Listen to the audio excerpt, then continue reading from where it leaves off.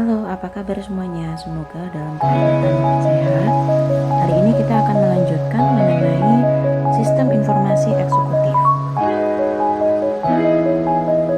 Dari judul pembahasannya saja kita bisa mengetahui bahwa sistem ini merupakan sistem yang digunakan untuk menyediakan informasi bagi para eksekutif. Nah, siapakah yang dimaksud dengan para eksekutif tersebut? Pengertian dari eksekutif ini merupakan manajer atau pimpinan tingkat atas yang memiliki pengaruh kuat pada kegiatan dan para organisasinya itu yang dibawa kemana. Sehingga dengan kata lain para eksekutif yang bertugas untuk membuat perencanaan dan melakukan pengambilan keputusan dalam pengambilan keputusan tersebut tentunya akan berpengaruh terhadap para organisasi secara keseluruhan. Nah, karena para eksekutif itu merupakan pihak yang krusial ya, atau pihak yang penting bagi jalannya sebuah organisasi, tentu saja untuk pembuatan perencanaan dan juga pengambilan keputusan dibutuhkan informasi. Tetapi informasinya seperti apa dan apa sih pentingnya atau fungsi dari informasi itu bagi yang pertama, informasi ini sebagai alat bantu untuk mengambil keputusan mengenai rencana strategik atau rencana jangka panjang yang dijalankan oleh perusahaan. Dan untuk pengambilan keputusan tersebut, informasi yang dibutuhkan itu berasal dari lingkungan perusahaan, baik lingkungan internal maupun lingkungan eksternal. Lingkungan eksternal ada 8 yang sudah kita pelajari di bagian teknologi informasi. Data-data tersebut bisa meliputi data penjualan, data persediaan, data keuangan, data kerja, data sumber daya manusia, dan sebagainya. Dan biasanya karena informasi ini dibutuhkan oleh para eksekutif tingkat atas yang menginginkan data tersaji secara singkat tetapi padat dan jelas, maka informasi tersebut biasanya ditampilkan dalam bentuk grafik atau tabel. Kalau narasi biasanya ya, narasi itu kan seringkali yang diambil data-datanya itu dalam bentuk grafik atau tabel yang menceritakan kondisi perusahaan dalam kurun waktu periode tertentu. Berbagai jenis kebutuhan informasi yang dibutuhkan oleh manajemen ya, ini terbagi menjadi 3, yaitu top level management. Biasanya informasi itu digunakan untuk membuat perencanaan jangka panjang atau memproyeksikan event-event yang mungkin terjadi di masa depan, sehingga data yang disajikan itu biasanya lebih singkat tetapi padat dan jelas. Kemudian untuk mid level management, ini biasanya mereka membutuhkan informasi untuk membreakdown rencana-rencana jangka panjang tadi menjadi rencana-rencana tingkat menengah dan digunakan untuk sistem kontrol ya, atau sistem pengendalian serta untuk perencanaan, sehingga data yang disajikan bagi level management ini biasanya dalam bentuk yang lebih kompleks daripada yang sebelumnya. Kemudian yang ketiga, informasi bagi level supervisor ini biasanya lebih detail lagi dari tingkat harian, digunakan untuk memonitor secara langsung kegiatan-kegiatan harian ya, organisasi secara harian dan untuk mensupervisi para pekerja. Maka bisa kita simpulkan bahwa yang dimaksud dengan sistem informasi eksekutif atau Executive Information System merupakan sistem yang berbasis komputer yang digunakan untuk melayani kebutuhan informasi, baik informasi yang didapat dari eksternal maupun dari internal, yang digunakan oleh top eksekutif organisasi untuk mengidentifikasi masalah ataupun untuk mengenali peluang.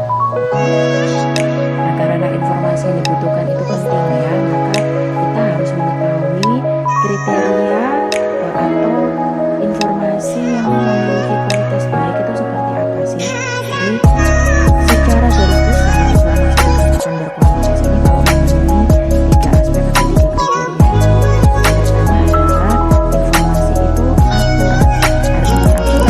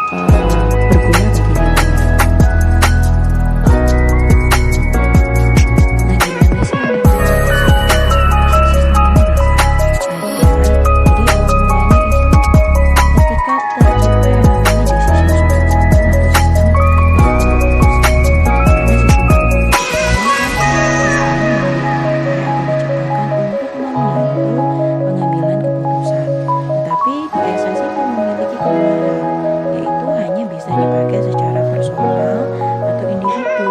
Nah, nggak bisa dipercayakan nih untuk pengambilan keputusan secara bersama-sama. Padahal yang namanya eksekutif organisasi kan kerjanya harus bersama-sama. Tentunya melibatkan banyak bagian, seperti bagian pemerintahan memang harus berkoordinasi dengan bagian keuangan, harus koordinasi sama bagian produksi, harus koordinasi sama bagian SDM dan sebagainya. Nggak bisa dia tiba-tiba sendirian. Maka dari itu, banyak yang dibutuhkan loh cara menciptakan sebuah sistem yang bisa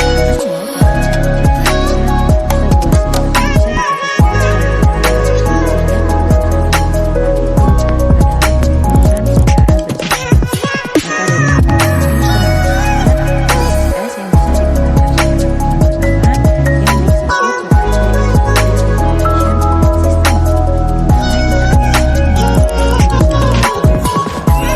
Information System, di mana IAS ini digunakan oleh kementerian terkait untuk kemudian menciptakannya. Jadi IAS ini digunakan oleh beberapa maupun banyak ya kementerian yang berbeda, seperti misalnya bagian keuangan tentunya tanggung jawab dan pekerjaannya berbeda dengan bagian pemasaran, tetapi mereka bisa menggunakan Executive Information System itu bersama. Kemudian para eksekutif itu biasanya tidak terlalu peduli ya pada kegiatan yang sifatnya harian. Mereka biasanya lebih kepada tren gitu ya. Jadi kecenderungan atau tren itu menunjukkan kondisi perusahaan mengalami peningkatan atau fluktuatif atau penurunan atau dalam kondisi yang stabil nih gitu. Jadi kalau kita mau membuat yang namanya Executive Information System itu harus mendukung berbagai macam fungsi. Artinya Executive Information System itu harus menyediakan fungsi untuk bisa memunculkan ide. Nah, memunculkan ide ini dari mana? Tentunya dari informasi-informasi yang masuk ke dalam database Executive Information System itu. Nah, informasi-informasi yang tersedia itu tentunya akan dianalisa baik menggunakan analisa SWOT sehingga memunculkan peluang-peluang. Dari situ, ide-ide atau strategi-strategi baru ini akan muncul. Nah, setelah ide atau strategi baru itu muncul, baru bisa dibuat perencanaan. Sehingga Executive Information System itu harus bisa mendukung yang namanya perencanaan. Kemudian menyediakan feature atau menu untuk melakukan analisis sehingga bisa dilakukan pengambilan keputusan. Dan Executive Information System itu harus bisa digunakan untuk berkomunikasi, serta bisa dijadikan alat untuk motivasi serta pengawasan dan pengendalian. Bagaimana motivasi serta pengawasan dan pengendalian di dalam Executive Information System ini? Tentunya ya, kalau misalnya kita punya perencanaan selama 5 tahun ke depan kita harus mendapatkan pangsa pasar itu sekian persen dari total pangsa pasar nasional, misalnya seperti itu. Nah, Executive Information System ini dia mampu membuat forecasting atau membuat perencanaan selama 5 tahun berturut-turut ke depan itu harus menyediakan dana berapa, sehingga harus ada anggaran kasnya berapa, harus bisa menyediakan informasi untuk produksi selama 5 tahun ke depan, harus bisa menyediakan informasi untuk penjualan 5 atau pemasaran 5 tahun ke depan. Itu semuanya dibuat berdasarkan forecasting. Nah, setelah itu ketika ini sudah dijalankan ya, ketika perencanaan itu dijalankan, ini IAS ini bisa dijadikan sebagai alat pengendalian. Di tahun pertama ini target pasarnya berapa? Kemudian target labanya berapa? Kemudian target pengeluarannya berapa?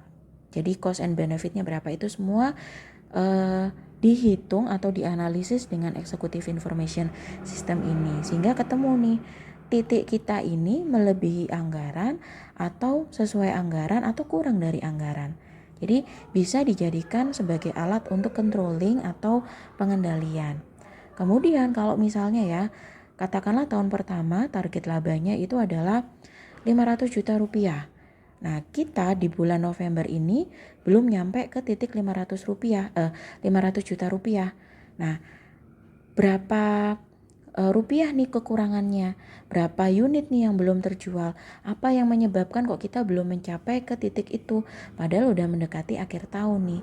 Nah, dari situ ini bisa dijadikan sebagai alat motivasi. Ayo, kita harus bisa mencapai target mumpung masih ada waktu 1 bulan. Apa yang harus kita lakukan untuk melakukan penjualan-penjualan, menambah penjualan-penjualan supaya bisa sesuai dengan target yang direncanakan. Jadi, IAS ini harus bisa mendukung semua fungsi itu. Nah, karakteristik dari Executive Information System yang pertama adalah IAS harus menyediakan informasi yang berkualitas. Tadi kan informasi yang berkualitas itu adalah yang relevan, kemudian cepat, dan akurat. Jadi, informasi yang diterima oleh para eksekutif itu harus fleksibel, benar, cepat, tepat, dan lengkap. Artinya fleksibel ini semuanya itu bisa mendapatkan informasi yang sama sesuai dengan kebutuhannya. Sama-sama menyediakan informasi tentang keuangan. Tentunya bagian pemasaran mengambil data yang sesuai data keuangan ya, yang sesuai dengan kebutuhan bagian pemasaran. Bagian produksi juga mendapatkan data yang sama mengenai keuangan. Bagian produksi harus bisa mengambil data-data sesuai dengan kebutuhan data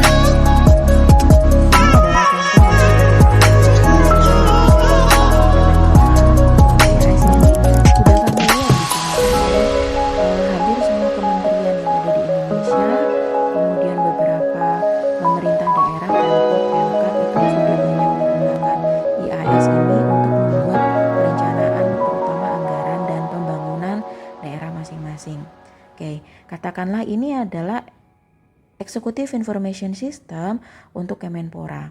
Jadi misalnya Menpora ini posisinya tidak ada di kantor pusat. Padahal beliau harus segera mengambil keputusan untuk siapa ya pelatih atletik yang akan diterjunkan untuk Olimpiade itu dalam waktu dekat ini. Keputusannya harus segera diambil. Sementara timnya yang bertugas untuk mengambil keputusan itu posisinya lagi nggak ngumpul jadi satu semua nih. Jadi Menporanya dinas kemana, kemudian bagian yang terkait itu tugas kemana, yang satu ambil cuti, yang satu sedang ditugaskan ke luar negeri dan sebagainya. Nah kalau seperti itu kapan dong ambil keputusannya? Apakah semuanya harus menunggu untuk ngumpul dulu di kantor? Kan nggak seperti itu. Jadi direncanakan oke lah kita akan rapat malam ini waktu Indonesia bagian Barat jam 7 gitu. Nah kemudian semuanya membuka Executive Information System.